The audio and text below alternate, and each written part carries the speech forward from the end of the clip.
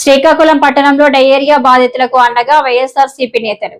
ప్రజలకు మంచి త్రాగునీటి సరఫరా కూడా ఇవ్వలేని కూటమి ప్రభుత్వం డయేరియాతో మృతి చెందిన కుటుంబాలని పరామర్శించిన మాజీ మంత్రులు. రాజమండ్రిలో జరిగింది. నిన్నే డాక్టర్ అప్పలరాజు గారు ఆ ప్రాంతానికి వెళ్ళొచ్చారు. డిసెంబర్లో ఇదే పట్టణంలో బలగ ప్రాంతంలో జరిగింది. జరిగితే ఆ ప్రాంతంలో ఏం చేస్తారంటే వీళ్ళు, మీరు ఎక్కడ పోతే అక్కడ పొండి. ఈవేళ కూడా ఇదే ప్రాంతంలో 100 మంది సుమారుగా డయేరియా ఎఫెక్టెడ్ పీపుల్ ఉంటే, పేషెంట్స్ ఉంటే ఎక్కడెక్కడ ప్రైవేట్ హాస్పిటల్లో అక్కడక్కడ చేర్పించారు. ఎవడి బాధలు ఆడు పడ్డమే. కానీ ఆడి డోరుకు మాత్రం మంచి ప్రభుత్వం అని ఒక స్టిక్కర్ అంటించడానికి మాత్రం ఎవరైనా పంపిస్తారు. ఇవాళ 3-4 చనిపోతే వాళ్ళ ఆలోచన ఏంటంటే, ఒక్కడు చనిపోయాడు, మిగతా వాళ్ళందరూ వేరే కారణాల వల్ల చనిపోయారని చెప్తూ ఉన్నారు ప్రభుత్వం సైడ్ నుంచి. కానీ ఆ ఇంట్లో చనిపోయినటువంటి భార్యని అడిగితే చెప్తుంది, గడిచిన 3 రోజులుగా వాంతులు విరోచనాలతో గడప దాటితేనే చనిపోయినాడనేటువంటి మాట చెప్తుంటే, మరి మన ప్రభుత్వ యంత్రాంగానికి మీరు ఏం ఆదేశాలు ఇచ్చారో? పోస్ట్ మార్టం ఇంక చేస్తారట. 100 మంది డయేరియాలో ఈ ప్రాంతంలో హాస్పిటల్లో ఉంటే చనిపోయిన 4 కేసులు ఇప్పటిదాకా రిపోర్ట్ అయితే, వాళ్ళ ఇంటంతా వీధులన్నీ ఊరంతా విరోచనాలతో వాంతులతో చనిపోయాడు అంటుంటే, పోస్ట్ మార్టం రిపోర్ట్ మీరు ఏం చెప్తే అది రాస్తారు డాక్టర్. ఏం పోస్ట్ మార్టం రిపోర్ట్ వస్తుందో మాకు కూడా తెలుసు. ఎంత దిగజారిపోయిందో ప్రభుత్వం చూడండి. అంటే ఏంటి, ఇంతమంది చనిపోయారన్నటువంటి వార్తని ప్రజలకు తెలియకుండా ఉంచుదామన్న తాపత్రయమే కానీ, ఆ కుటుంబాలను ఆదుకుందాం, మునుముందు ఇలాంటి ప్రమాదాలు జరగకుండా చూద్దాం, ఇది మన రెస్పాన్సిబిలిటీ అనేటువంటి బాధ్యత ఈ ప్రభుత్వానికి లేకపోవడమే. ఇవాళ మీరు ప్రత్యక్ష సాక్ష్యాలు, మీరు అన్ని కెమెరాలు అక్కడే వాళ్ళ అభిప్రాయాలను విన్నారు. ఈ ప్రభుత్వం పూర్తిగా బాధ్యత లేకుండా వ్యవహరిస్తుంది.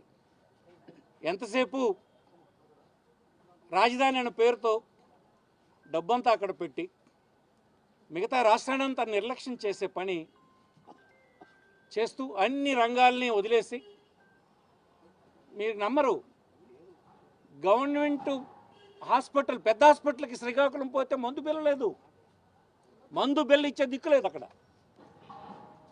ఇదేమో హాస్పిటల్, ఒక పెద్ద మెడికల్ కాలేజ్, సూపర్ స్పెషాలిటీ. కానీ మంచి ప్రభుత్వం స్టిక్కర్ మాత్రం వచ్చేస్తుంది, అక్కడెక్కడ గోడ కంటించేస్తారు. యూరియా బస్తా రైతు వెళ్తే వాడికి యూరియా బస్తా లేదు. ఇంగ్లీష్ మీడియం చదువుకుంటానంటే ఆ పిల్లడికి చదువు లేదు.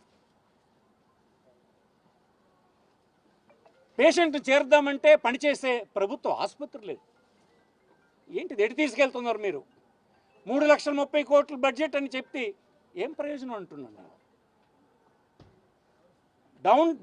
డౌన్లో ఉన్నటువంటి అత్యంత ఎకనామికల్లీ బ్యాక్వర్డ్ క్లాసెస్కి, వెనుకబడిన వర్గాలకి, షెడ్యూల్ ట్రైబ్ గోలుమని ఏడుస్తూ ఉన్నారు ఈనాడు. మీకు తెలుసా, ధాన్యం ధర కేంద్ర ప్రభుత్వం ప్రకటించినటువంటి మినిమం సపోర్ట్ ప్రైస్ 1,800 చిల్లర ఉంటే 1,500కు అమ్ముకునేటువంటి దిక్కులేని పరిస్థితి రైతాంగంలో ఉంది. ధాన్యం పట్టాల్సినటువంటి బరువు 2 కేజీలు ఎక్స్ట్రా దూసుకుంటే అడిగిన నాదుడే లేడు.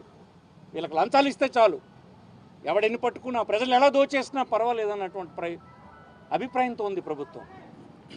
కడుపు మండిపోతుంది. చనిపోయినటువంటి వారికి, బాధితులకి సరైనటువంటి న్యాయం చేయాలని ప్రభుత్వాన్ని మేము డిమాండ్ చేస్తున్నాం.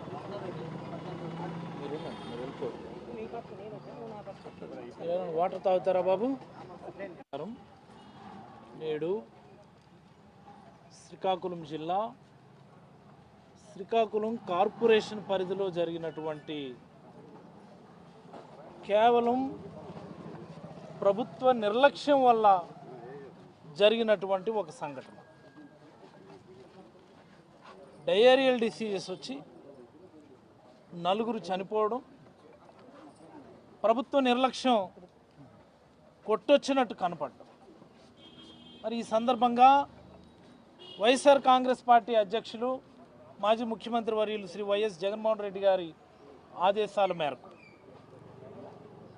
పెద్దలు శ్రీ ధర్మాన ప్రసాదరావు గారి నేతృత్వంలో జిల్లా పార్టీ అధ్యక్షులు ధర్మాన కృష్ణదాస్ గారు, అలాగనే నేను, శ్రీకాకుళం మాజీ మున్సిపల్ చైర్మన్ పద్మావతి గారు, సోదరుడు స్వరూప్, శ్రీకాంత్, సూరిబాబు, రవి, ఇతరత్రా పెద్దలు, ఈ నియోజకవర్గంలో ఉన్నటువంటి వైఎస్ఆర్ కాంగ్రెస్ పార్టీ నాయకులందరం కూడా కలిసి ఈ ప్రాంతంలో ఉన్నటువంటి పరిస్థితులు, ఈ ప్రభుత్వ నిర్లక్ష్య ధోరణి, అలాగనే చనిపోయినటువంటి కుటుంబాలను పరామర్శించి ఇబ్బంది పడుతున్నటువంటి వ్యక్తులను పరామర్శించాలన్నటువంటి ఉద్దేశంతో రావడం జరిగింది. మాతో పాటుగానే మీరు అందరూ కూడా వచ్చారు వీధుల్లోకి. మనం అక్కడ ఒక వెరీ కాన్స్పిక్యువస్ ఒక సంఘటన మా అందరికీ ఎదురైంది. ఒక ఆవిడ పరిగెత్తుకొని వచ్చి, బాబు ఇక్కడ శానిటేషన్ చేయలేదు, ఇంకా ఎప్పుడు చేస్తారు అని ఒక ఆవిడ అడిగింది. మీరు అందరూ కూడా చూశారు. వెంటనే మేము, అమ్మ మమ్మల్ని మీరు ప్రతిపక్షంలో కూర్చోమని చెప్పారు, మేము ప్రతిపక్షంలో ఉన్నాము అనగానే వెంటనే ఆవిడ అన్న మాట, ఆ గొలిగేలా రాలేదేటి ఇంకా అనుకున్నాను. అది ఆవిడ విన్నారు కదా మీరంతా. ఏరాలు ఓట్లు వేయించుకొని ఇంతవరకు ఎవరైనా వీధుల్లోకి వచ్చారా అని ఆ తెలుగుదేశం కూటమి నాయకులను ఉద్దేశించి ఒక మహిళ మాట్లాడడం కూడా మనందరం చూసాము. ఈ మాట ఎందుకు చెప్తున్నానంటే, ఇక్కడ ఇంత తంతు జరుగుతుంటే 23వ తేదీన